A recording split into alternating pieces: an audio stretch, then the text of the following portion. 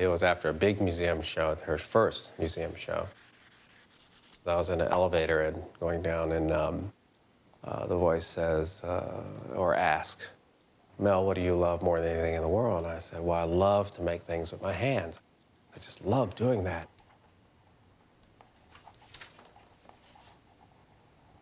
The other voice says, okay, stop. And I listened to that voice.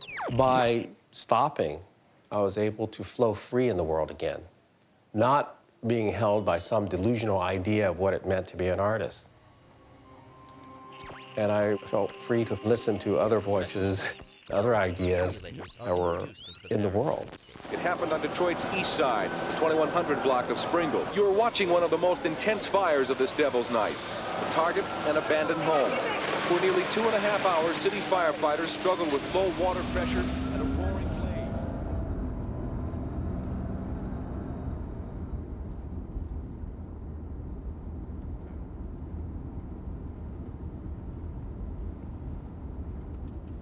If you look at the images of burning homes in Detroit, that's my recollection of it. I have to change that image of that house. What could you do with that house? You have no electricity, no water, no money, but you have this place that's decayed by fire or by abandonment. As an artist, you go in to see what you can contribute. That's where the SPAWN idea came around. It stands for Special Projects, Agriculture, Worms, Neighborhoods. A covert activity. You take the internal organs of a place and you use it in a whole nother way rather than just reconstruction. But it's sad to see something that was working and now not working. Yeah. Upstairs this way. We'd be better off going up the stairs the front way. This is a lot of trash. This project is about transformation at many different levels. You're taking what is considered of no value and of shame and say, no, it has value, but it has another kind of value, another life. Through the idea of conceptual art, we can do this. It's almost like kind of reclaim it out of the fire, to a whole other idea. So it's a 3-year project, maybe 2-year project, where you actually see a transformation of time. And the last I know, the basement was flooded. I don't know. Okay, so there is a basement to this, Yes. this place. But we got to engineer it correctly.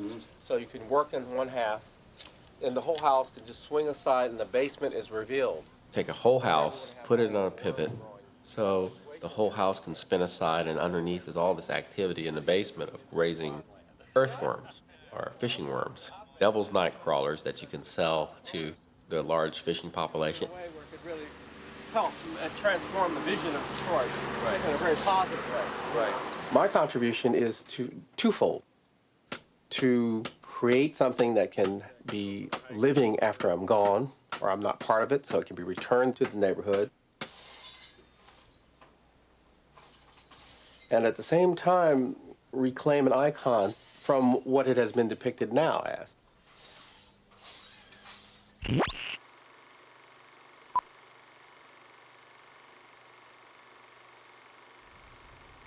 Yo, Mel, you think it's gonna happen today?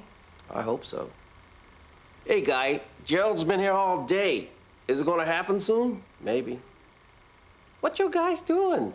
Well, we're just waiting for it to happen. Come on, guys, you gotta make it happen. Here we go.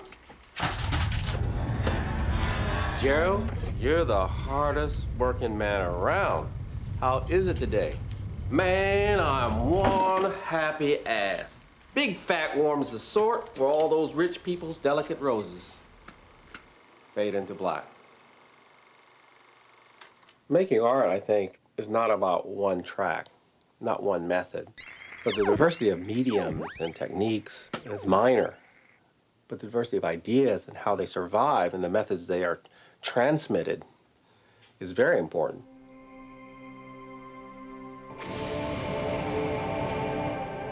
Nomad is a video game that you sit down and you drive through 36 tribal carpets were selected based on a mapping of tribes that exist in Turkey or Anatolia, in Iran, in Afghanistan. tribal cultures are dying, as we know, as we have known them, after existing for thousands of years. Video game culture is thriving, overtaking Hollywood in terms of how much money it brings in. Perhaps the video game that can drive you into a curious place where you might ask the question, where did these patterns come from?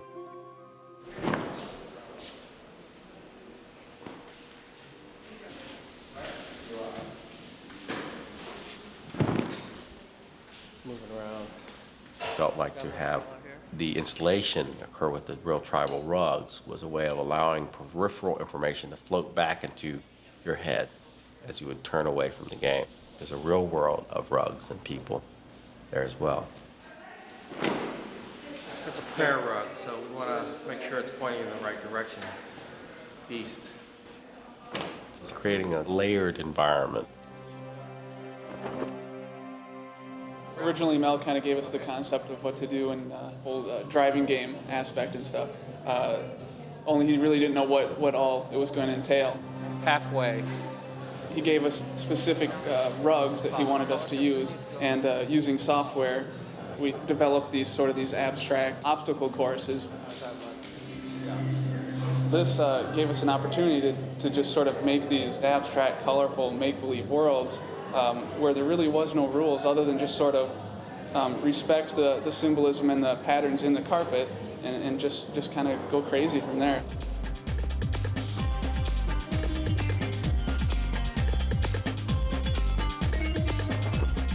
I wanted to limit my influence rather than saying it has to be this, this, this.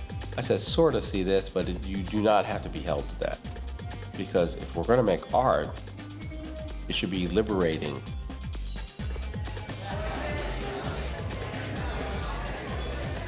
My thoughts and the objects I make or have made have been a collection of ideas that have come from others as well. Part of the art is creating the form for this new invention to occur.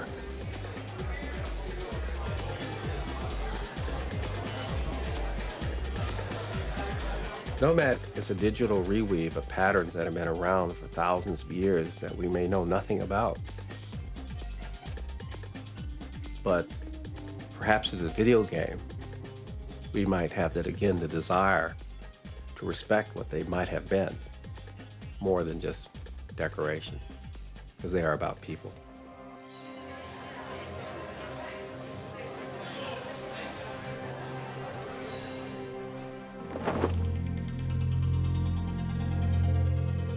Revival Field is a simple sculpture that has this poetic premise.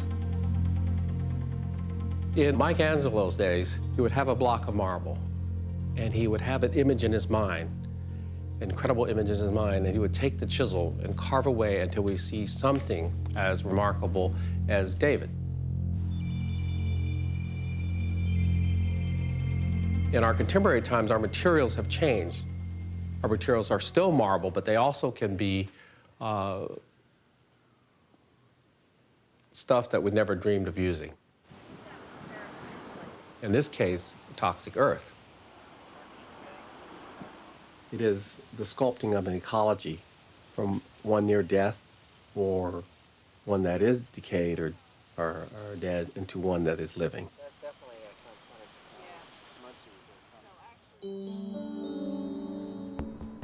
The diversity of life has been deeply affected by industry.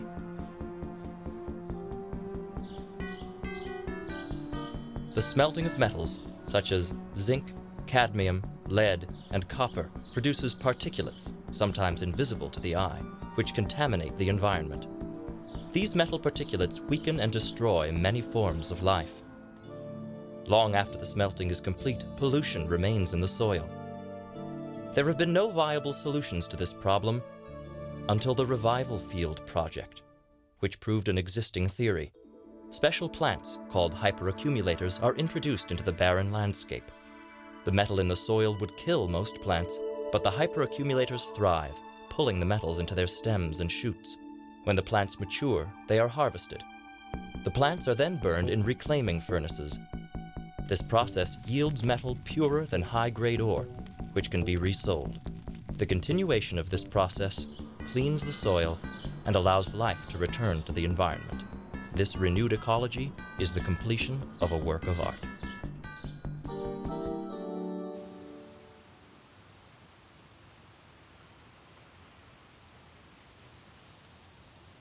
I don't go about trying to make a science art project or anything, or political project.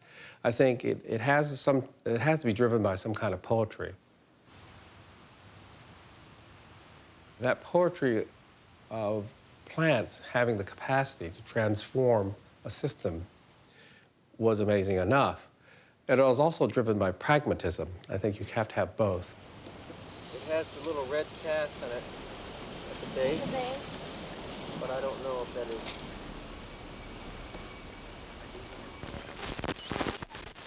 In this world, there are cultures dying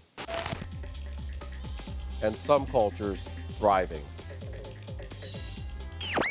There are soils that are dead that can be reborn with the help of a work of art. There are neighborhoods, they tell us, that are dying. Nearly 2.5 hours sitting. But instead, they are inspiring. We assume that we're living in a culture of consumption that tells us what to eat and what to fear.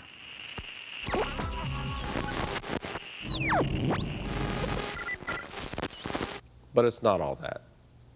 Art for the 21st century is the same as it's always been. It is never the same.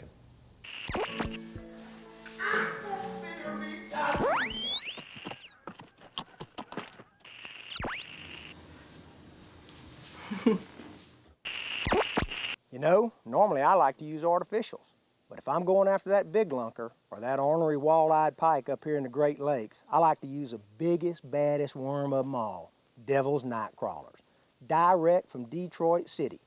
These worms will drive you crazy with all the fish you're gonna catch. See what I mean? Devil's Night Crawlers, the Motown worm, guaranteed to catch you more fish, give you more action than any worm around. Devil's Night Crawlers. Homegrown in Eastside Detroit.